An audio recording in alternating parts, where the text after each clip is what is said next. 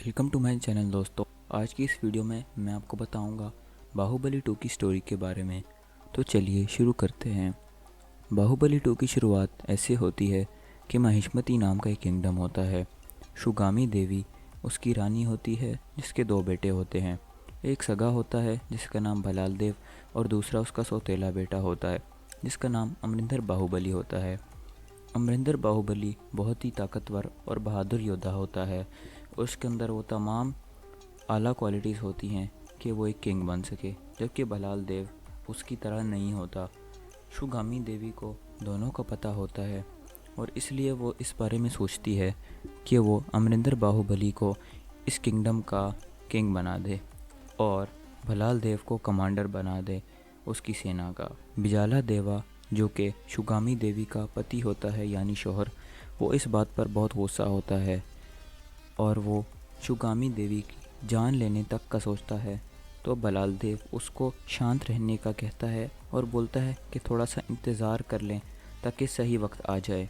जब महिष्मती की एक लड़ाई में उनको जीत हासिल हो जाती है तो शुगामी देवी बोलती है कि बाहुबली जल्द ही राजा बना दिया जाएगा और फिर वो बाहुबली को ये कहती है कि वो अपने किंगडम का दौरा कर ले, जिसकी वजह से बाहुबली को अपने किंगडम की जानकारी हो जाएगी और बाहुबली भी इस बात पे राज़ी हो जाता है। फिर शुगामी देवी अपने एक बहादुर सिपाही कटप्पा को बाहुबली के साथ जाने का कहती है और दोनों सफ़र शुरू करते हैं और वो चुपके से सफ़र करते हैं ताकि किसी को उनका पता ना चल सके। अपने सफ़र के दौरान कुंदला नाम के किंगडम में वो पहुंच जाते हैं और वहाँ की राजकुमारी देवसेना से बाहुबली को प्यार हो जाता है और बाहुबली के भाई भलाल देव को इस बात का किसी तरीके से पता चल जाता है। तो वो एक साजिश करता है और अपनी माँ शुगामी देवी को बोलता है कि उसको कुंदला किंगडम की राजकुमारी बहुत पसंद है और वो उससे शादी करना चाहता है। और शुगामी देवी सुनकर खुश होती है और भलाल देव से ये वादा करती है कि वो उसको महिष्मती का राजा नहीं बना पाई पर उसकी पसंद की लड़की से ज़रूर शादी करवाएगी। मगर उसको इस बात की खबर तक नहीं होती कि उसके सौतेले बेटे बाहुबली को देवसेना पसंद है। शुगामी देवी कुंदला किंगडम में शादी का प्रपोज़ल भेज देती है।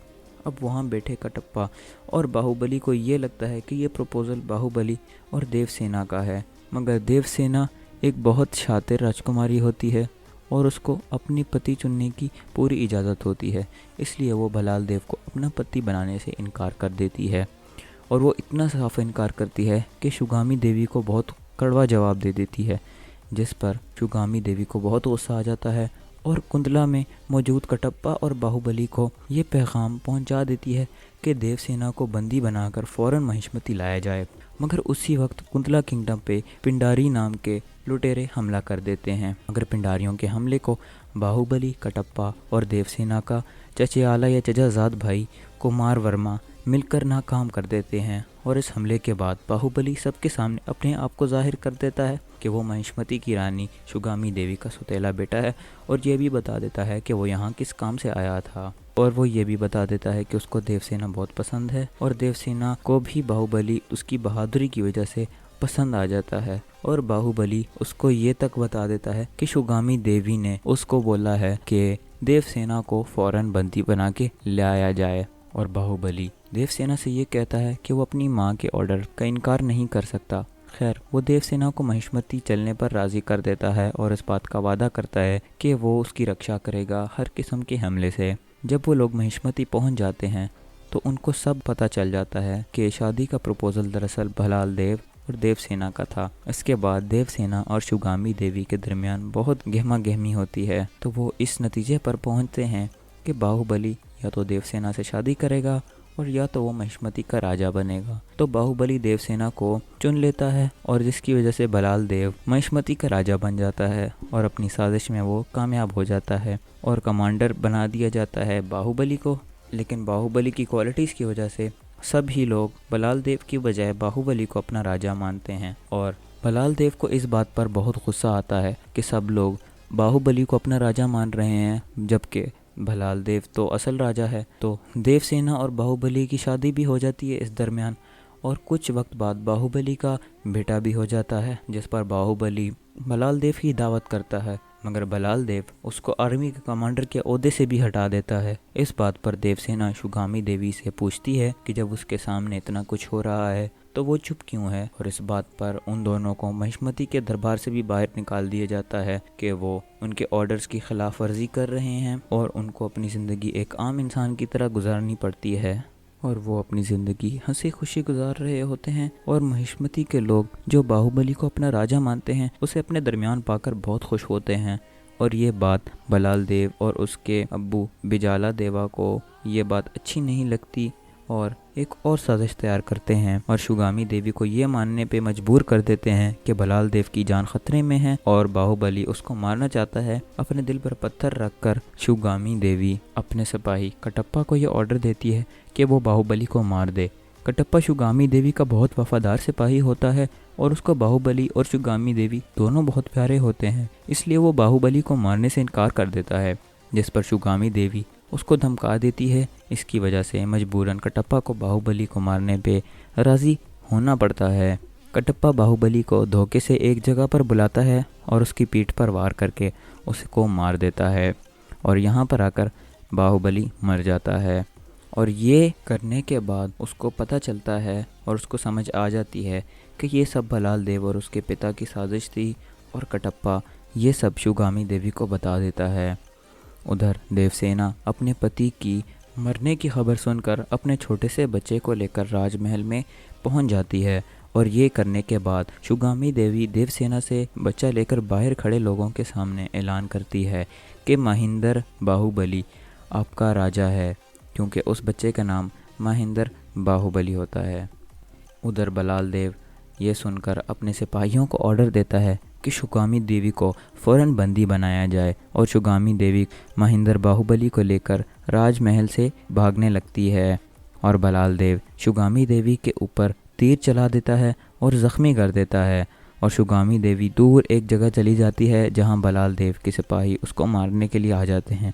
मगर शुगामी देवी बड़ी बहादुरी से उन सिपाहियों को मार देती है और महेंद्र बाहुबली को लेकर वो नदी को पार करने लगती है, मगर तेज़ पानी की वजह से उसका पैर फिसल जाता है और वो नदी में बह जाती है। नदी का पानी बहुत तेज़ होता है जिसकी वजह से वो पानी में डूब जाती है, मगर महेंद्र बाहुबली को पानी के बाहर रख के बचा लेती है। रोते हुए बच्चे की आवाज़ सुनकर उस इलाके के लोग आ जाते हैं और बच्चे को बचा लेते हैं। उधर शुगामी देवी पानी में बह जाती है और उस बच्चे को बड़ा करके उसका नाम शिवा रखा जाता है और ऐसे ही 25 साल गुजर जाते हैं और इतने वक्त में शिवा एक बहादुर और ताकतवर नौजवान बन जाता है। वो बहुत कोशिश करता है कि उस पहाड़ के ऊपर चढ़कर वो इस जगह से बाहर निकल जाए, मगर हर बार वो नाकाम हो जाता है। शिवा उस पत्थर पर बार बार चढ़ने की कोशिश करता है, जिसकी वजह से उसकी माँ बाप यानी जिन्होंने उनको बड़ा किया होता है वो बहुत परेशान रहते हैं। उसको झरने में एक मास्क मिलता है जो किसी लड़की का होता है और उसको उस लड़की से मिलने की इच्छा होती है। वो बार बार कोशिश करता है और आखिरकार पहाड़ चढ़ने में कामयाब हो जाता है और वहाँ पहुँचकर उसको पता चलता है कि ये मास्क एक सिपाही का है जिसका नाम अवंतिका है और अवंतिका देवसेना को बलाल देव की कैद से आज़ाद कराना चाहती है। जब उन दोनों की आपस में मुलाकात होती है तो उन दोनों को एक दूसरे से प्यार हो जाता है और जब शिवा को ये बात पता चलती है कि अवंतिका देवसेना को आज़ाद कराना चाहती है तो शिवा भी उसके साथ इसी काम में लग जाता है और वो वादा करता है कि वो ख़ुद देवसेना को, जो कि 25 साल से कैद में है, उसको छुड़वाएगा और वो अपने वादे में कामयाब हो जाता है और उसको आज़ाद करा लेता है। मगर बलाल देव का बेटा, उसके सिपाही और कटप्पा शिवा का पीछा करने लग जाते हैं और बलाल देव का बेटा जिसका नाम भद्रा होता है और कटप्पा शिवा पे हमला कर देते हैं और इस जंग में शिवा भद्रा का सर कलम कर देता है और उसके बाद कटप्पा शिवा का आमना सामना होता है और कटप्पा फ़ौरन शिवा को पहचान लेता है और कहता है कि तुम तो महेंद्र बाहुबली हो और देवसेना तुम्हारी माँ है। और फिर कटप्पा महेंद्र को सारी बातें बता देता है और ये भी बताता है कि कैसे बलाल देव ने उसके माता पिता के ख़िलाफ़ साजिश की थी और फिर महेंद्र अपने माता पिता का बदला लेने के लिए कटप्पा के साथ चलता है और फिर वो बलाल देव और उसकी सेना को मार देता है और देवसेना बलाल देव को अपनी जमा की हुई लकड़ियों पे ज़िंदा जला देती है और इस तरह महेंद्र बाहुबली बलाल देव का ख़ात्मा कर देता है।